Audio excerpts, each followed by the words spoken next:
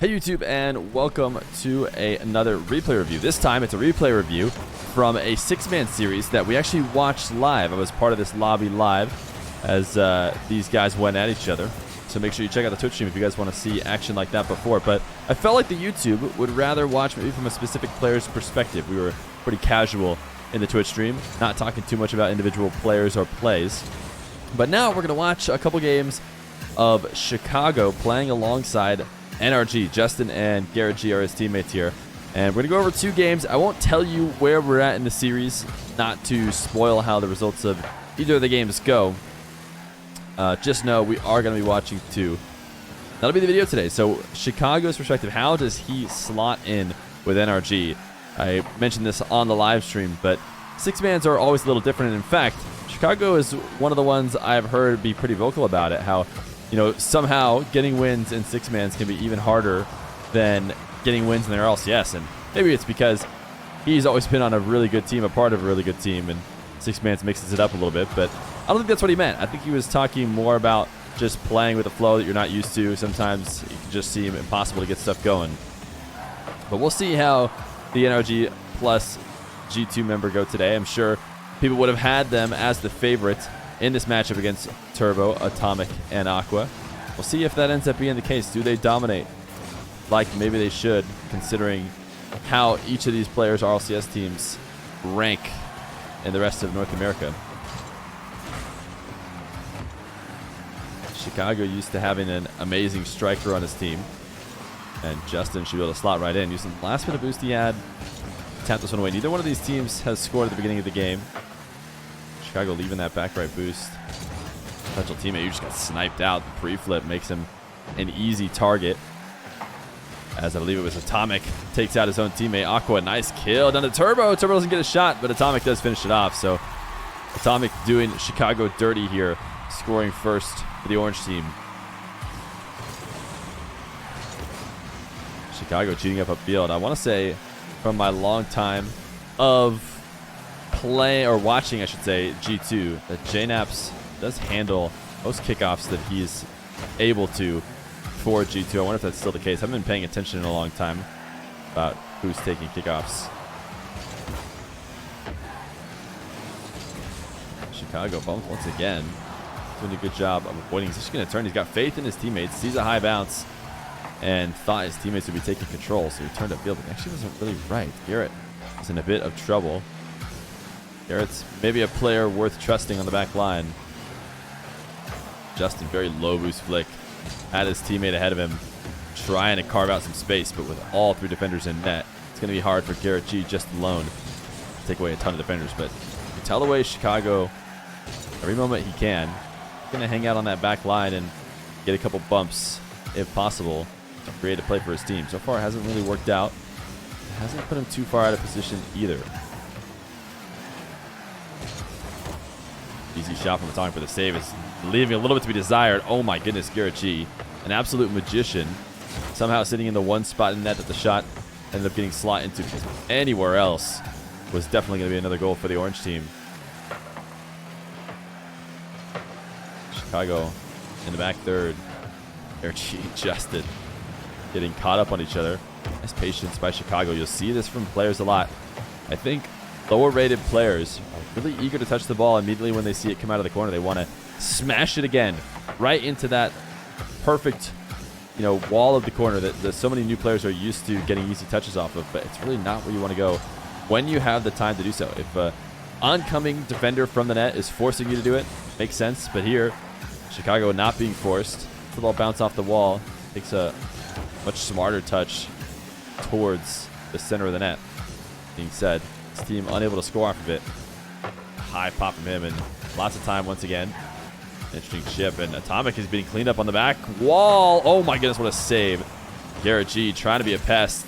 Atomic somehow fighting through it all. And even over the nice passing play, get a fairly strong shot. Atomic has recovered and made the save. Oh no, Atomic doing him dirty. Atomic doing absolutely dirty his teammate as he dubs it off the back wall. Showing why he won his MVP of the major. Doesn't ever quit, not even in a 6-man's lobby. a few weeks after it was all said and done. Big whiff by Chicago. Not sure that was intentional. He's looking to see if he can clear anybody out. Taking the long trip back. Tried to pre-jump the pass from Atomic and clear it away. Even though he didn't connect. Everybody getting a little bit desperate with 10 seconds left to go. So it's around this time that I will reveal to you the status of this series is 2-1. 2-1 in favor of the NRG plus Chicago squad, but now it's tied, and in this 6-man series, they are headed to Game 5. Champions Field for Game 5 in this 6-man series. I was actually kind of surprised. Maybe you guys know this if you're Justin fans, but normally when I'm playing the pro lobbies, they never change the map. They pick a map and they stick with it the whole way. But apparently, when Justin is in control of the lobby, he is constantly rotating through all the RLCS maps, finishing on, of course, Champions Field for any game-deciding or match-deciding game. I thought that was very interesting. I wonder how much scrims have any map changes. I wouldn't think they do it very often, but you kind of should, right? Practice what you're eventually going to have to play. Might as well rotate through all the maps. Chicago, left alone there, needed to cover that shot, but actually, it's going to work out for his team because he's left just on the other side of the field. It was kind of a mix-up where everyone was at the midfield. Had Chicago been beat, his team would have been in trouble. They got such a good early challenge, maybe because Atomic wasn't going to expect an aggressive last back like Chicago was. Now Chicago trying to cheat up a field. That would have been a nasty redirect if he's able to find it. But he doesn't, so he'll let Justin and Garrett go to work. Aqua had a great session, by the way, in this entire session. We ended up going for about 3 hours. These guys grinded various 6-man queues right before RLCS started the next day. And Aqua had a very good night, I would argue. He had lots of great plays.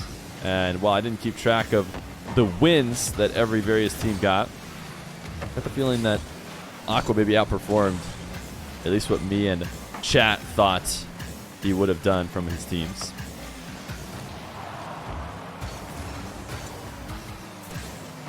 Chicago trying to bail that midfield boost. Set himself too far, but he is back in time. Aqua once again the solo plays. His dribbles are so solid. Turbo, big miss.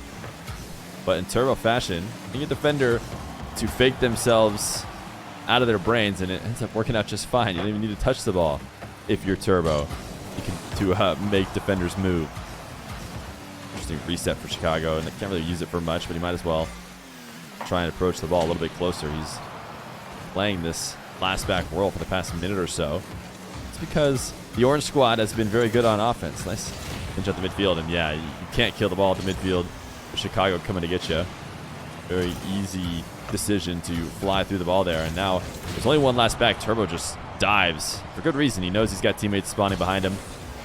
It would be silly to wait and let both him and his respawning teammate get dunked. Garrett from the ceiling. Is he going to look for Chicago? Doesn't look like he can. Too much of a strong touch. Couldn't get back to it. Justin pre-jump. Chicago looking to kill this ball away from a spot that the Orange team can play in, but it actually did look like Garrett would have had a better touch had Chicago not touched it at all. Aqua on the back line. He's keeping his team alive. Chicago, that was a very wise move, but Garrett missed. I wonder if Garrett was slightly thrown off by Chicago's fake. He realized his very low percentage shot was not going to be as good as what was a layup for Garrett, you would think. A ground power shot with the net mostly open. Garrett's going to slot that most times, but he does miss high. But for Chicago's team, they are still up 1-0. Chicago waiting for his time to affect the play. Eventually deciding he has to get up, and he doesn't really make any connection. But covering one option, better than just continue to seek to wait. He knows he has Justin and Garrett coming in from behind him to help him out. Last thing he wants to do is be redundant. Now he's tapped it down. He's looking for a teammate. Yeah, I was going to say, where is Garrett? Oh, Garrett, the slow shot ends up being better. If he had gotten to the shot quickly, I think the defender who had pre-jumped would have been in the perfect spot, but he got there so late.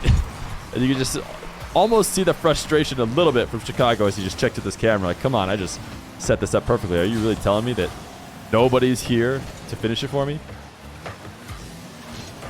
Oh, wow. The Orange team is having a couple tough breaks. Nice shots put just off the post. Chicago finds himself playing the third in this NRG duo once again. Wow, Garrett and Justin combining for a great shot, but not a third goal. Chicago just flying himself past the play. Bit awkward. But trusting in his teammates and focusing on when it's important to draw. Oh, wait, he's in a Rule 1. He's in a Rule 1 in Game 5. Turbo with the reverse. I want to say somebody clears them out. I remember watching this live. I don't think they stay in it forever. Garrett bumps them both through. He had to try to get the save. Ends up bumping them both. Justin, nice pinch. Good beat on Turbo. Chicago misses, but the clear was not there either. Sometimes the best pass is a missed shot. He's got his team up 3-0. I think everybody just hopped out of the match at this point. That's why we're not seeing the next kickoff, because they realized it was over. Everybody forfeit. And Chicago and NRG, they win, but they just barely win. They have to win in Game 5. That's just the way it goes sometimes. These teams that you think would be complete powerhouses don't always get easy wins.